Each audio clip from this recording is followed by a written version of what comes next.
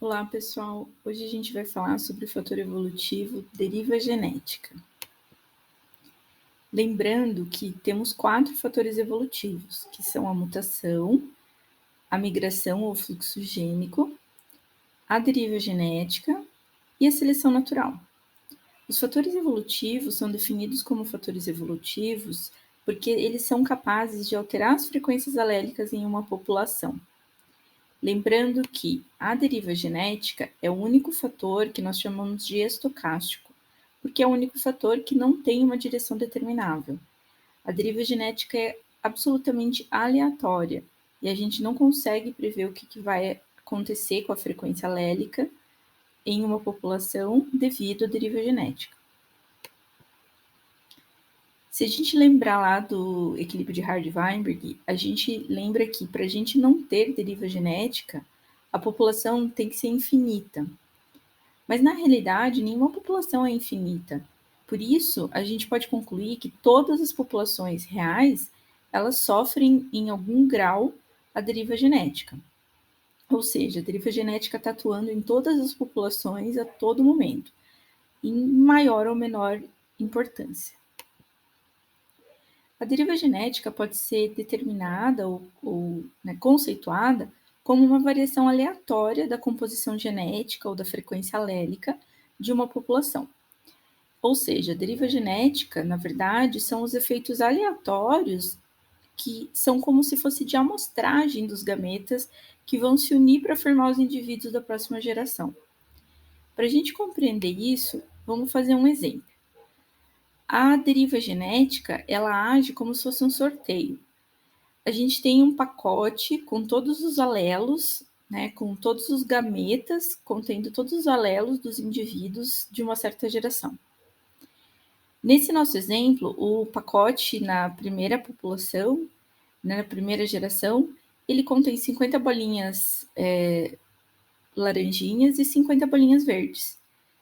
Então, a gente tem uma proporção de 50% aqui de cada alelo. Só que quando a gente vai fazer, digamos, o sorteio, que é uma coisa aleatória, dos gametas que vão formar os indivíduos da próxima geração, a gente vai sortear apenas alguns desses gametas. Por exemplo, nesse caso, vamos sortear 10. Por acaso, não foi 5 de cada, foi 6 do laranjinha e 4 do verdinho. Então, na próxima geração, a frequência desses alelos, agora vai ser 60% e 40%.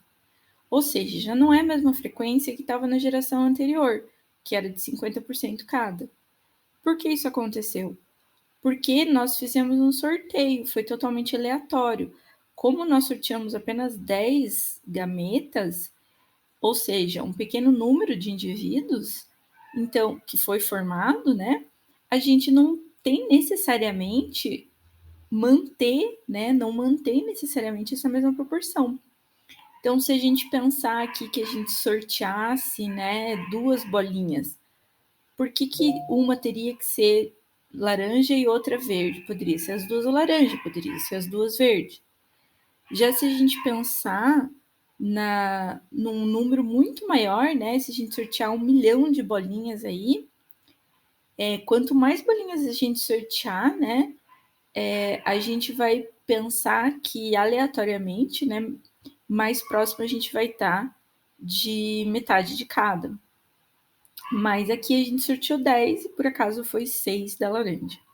Bom, na segunda geração, então, a gente já tem uma frequência alélica diferente, mas a gente vai, novamente fazer aqui uma terceira geração e que a gente vai formar essa terceira geração a partir do sorteio dos gametas da segunda geração agora, Nesse sorteio, a gente também sorteou 10 bolinhas e dessa vez 7 vieram laranja e 3 vieram verde, E aí a gente tem na terceira geração uma frequência de 70% desse alelo, o laranjinha. Ou seja, a gente alterou novamente a frequência dos alelos, A gente, mais uma vez, aumentou a frequência do alelo laranja. E aí a gente fez isso novamente para gerar a quarta geração. Mas nessa quarta geração, aleatoriamente, a gente acabou sorteando 4 bolinhas laranja só, baixando a frequência desse alelo laranja para 40%. né? Ou seja, durante essas gerações todas, a gente acabou vendo o aumento de frequência desse alelo laranja na primeira e na segunda geração, e depois uma queda nessa frequência. Uma flutuação aleatória da frequência desse alelo ao longo das gerações. E é isso que é a deriva genética. Se a gente pensar em cada indivíduo e nos seus gametas, né? O indivíduo ele tem uma probabilidade de passar cada um dos seus alelos para cada descendente, né? Só que esse indivíduo, se ele tiver só um descendente, por exemplo, ele só vai passar um dos alelos. Se ele tiver dois descendentes, não necessariamente eles vão receber cada um alelo, né? Eles podem os dois receberem o mesmo alelo e o outro alelo não ser passado. Se ele tiver três descendentes, né, ainda existe a probabilidade dele não passar um dos alelos. Quatro descendentes também, né? Mas quanto mais descendentes ele tiver, maior a probabilidade dele passar os dois alelos do par para a próxima geração. Se a gente pensar isso populacionalmente, né, esse é um efeito aleatório que acontece com todos os indivíduos da população. Então, a esse efeito, a gente dá o nome de deriva genética.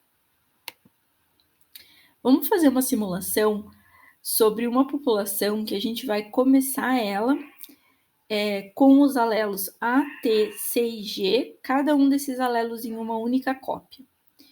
Quando a gente vai fazer o sorteio para ver que alelos vão estar presentes na próxima geração, a gente vai verificar, né?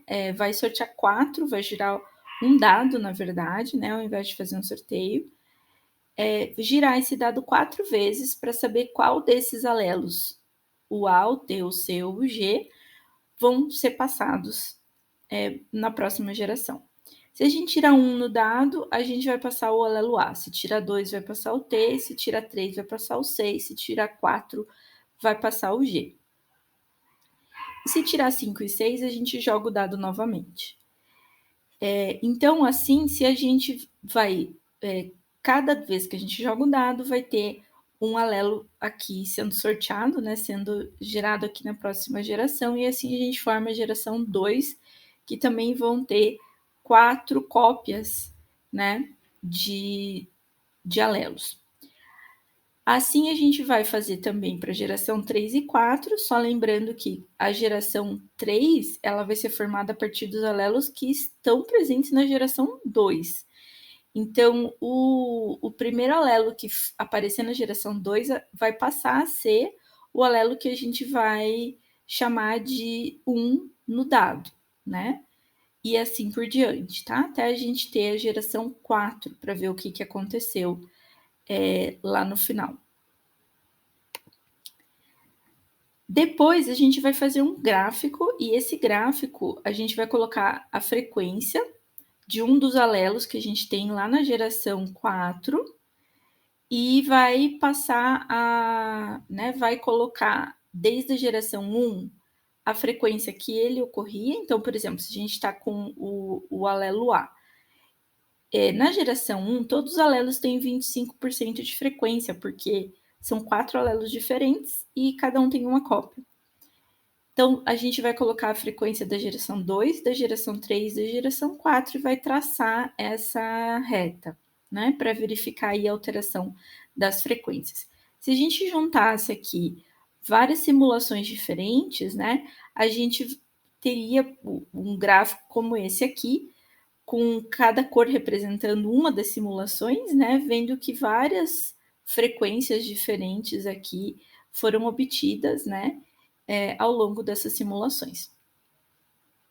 Com isso, a gente verifica que, na verdade, quando a gente faz essa simulação de deriva genética, a gente está vendo que lá, né, depois da atuação da deriva genética, no nosso caso aqui na quarta geração, a gente vê que cada vez, né, cada simulação vai nos dar um resultado diferente. Ou seja, a gente começa com uma população igual sempre, e ela vai acabar se tornando uma população diferente, né, da outra população que começou igualzinho a ela. Ou seja, a deriva genética ao longo do tempo, ela vai levando as populações a se tornarem cada vez mais diferentes uma das outras. Isso por quê? Porque ela vai alterando a frequência dos alelos, tanto que na quarta geração a gente já vê, às vezes, até a fixação de um único alelo, né? Ou muitas das vezes, pelo menos, a perda de um ou dois alelos dentre esses quatro. Então a gente flutua, né, a frequência desses alelos de modo que a gente acaba perdendo diversidade genética, a gente perde alelos, perde variação. E a gente perde variação de forma aleatória. Ou seja, esses alelos que são perdidos em uma população ou em outra podem não ser o mesmo alelo, né, levando essas populações a se tornarem cada vez mais diferentes. A gente tem uma simulação aqui, né, que foi feita em computador, mas que mostra para a gente aí ao longo de 30 gerações o que vai acontecer com a frequência de um alelo que começa com 50% de frequência em um sistema, né, em um loco com apenas 2 alelos, e uma população de tamanho 10, de 10 indivíduos, né? Então, cada situação aqui está representada em uma cor, e a gente vê situações onde houve a perda do alelo, a fixação do alelo, ou até mesmo a manutenção do polimorfismo. Comparando-se a mesma população, né, ao longo do tempo, ao longo do mesmo intervalo de tempo, a gente vê entre o gráfico A e B a diferença do tamanho populacional. Ou seja, a deriva genética em uma população de 10 indivíduos, né, ou numa população pequena, faz com que as frequências alélicas variem de forma muito drástica. Já em uma população maior, no caso do gráfico B, 500 indivíduos, essas frequências alélicas variam, mas elas variam muito menos, né? Ficam ali realmente em torno de 50, 40, 50, 60% de frequência. E ao longo dessas 30 gerações, a gente não vê em nenhuma das simulações que foi feita aqui a perda do polimorfismo, como a gente observa no gráfico A. Já no terceiro gráfico, a gente vê uma população também de 10 indivíduos, assim como no gráfico A. Porém, aqui a diferença é que a frequência alélica começou em 10% e não em 50%. Como a frequência do alelo já começou baixa, a probabilidade dele ser perdido ao longo do tempo por deriva genética acabou sendo maior do que dele ser fixado. Mas ainda assim a gente viu, né, entre essas simulações, a manutenção do polimorfismo e mesmo a fixação desse alelo. Basicamente, a gente pode dizer que a deriva genética ou a intensidade da deriva genética em uma população depende apenas do seu tamanho populacional. Quanto maior a população, menos flutuação nas frequências alélicas. Quanto maior a população, menos deriva genética. Então, a deriva genética vai ser mais importante em populações pequenas, porque isso vai fazer com que as frequências flutuem muito. É como no nosso exemplo do sorteio dos gametas para a próxima geração, a gente está sorteando um número muito pequeno de gametas. Os indivíduos estão tendo muito poucos descendentes, então a chance deles não passarem seus alelos para frente acaba sendo maior. Então a gente tem como consequência da deriva genética a perda da diversidade na população, podendo inclusive eliminar um alelo, perder um alelo ou fixar o alelo na população, fazer com que ele se torne o único alelo presente na população. A longo prazo, de qualquer forma, a deriva genética vai diminuir a diversidade populacional, mesmo que a curto prazo, né, de uma geração para outra, essa diversidade pode até aumentar no sentido de deixar essas frequências alélicas mais próximas dos 50%. Mas ao longo do tempo, com essas flutuações, vai chegar algum momento que os alelos podem ser perdidos.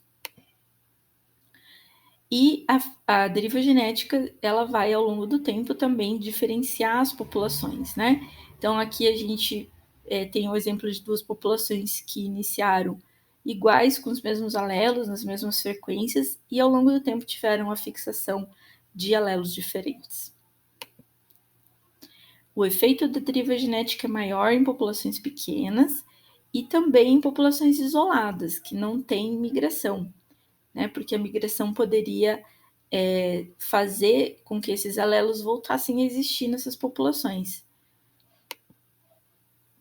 Quando a gente fala de tamanho populacional, é importante lembrar que a gente está falando do tamanho efetivo, da população efetiva. Essa população efetiva é um número teórico, porque ele estima a diversidade populacional e não o número de indivíduos como em um censo. Para a gente compreender o que significa isso, eu trouxe duas populações de mesmo tamanho. Na primeira população, a gente vê uma elevada diversidade populacional.